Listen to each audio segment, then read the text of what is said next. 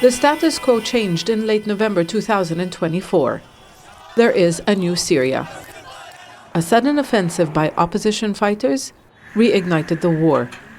And as regime defenses collapsed, the gates to Damascus opened.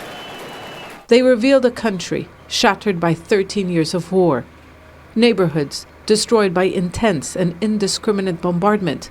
This is how Bashar al-Assad held onto power. He laid siege to rebel-held areas and starved his opponents. So many lives lost, hundreds of thousands killed. Many more unaccounted for, some in unmarked graves. It's the price paid by those who demanded freedom and the rule of law. Locked inside the regime's notorious prisons, they suffered unspeakable abuses. When the doors burst open, tens of thousands of Syrians never walked out. It's this kind of oppression that gave birth to the peaceful protest movement that began in March 2011. It was almost unthinkable in a tightly controlled, militarized state like Syria.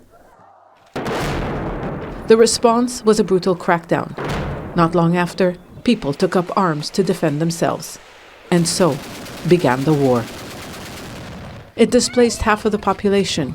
Nearly 13 million people left their homes due to violence and persecution.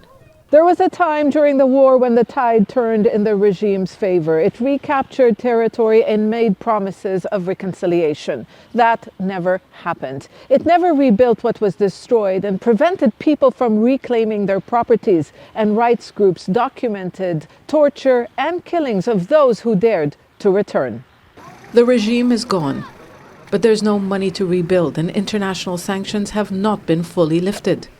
90% of Syrians live below the poverty line. Many rely on aid. The new authorities are promising better governance, but they have critics who accuse them of consolidating power as they transition from decades of a divisive and oppressive rule by the Assad family. Restoring security has been a challenge. Assad's loyalists have staged attacks, and ensuing fighting has heightened sectarian tensions with the Alawite community. But other front lines are crumbling as the government tries to unite a fractured country.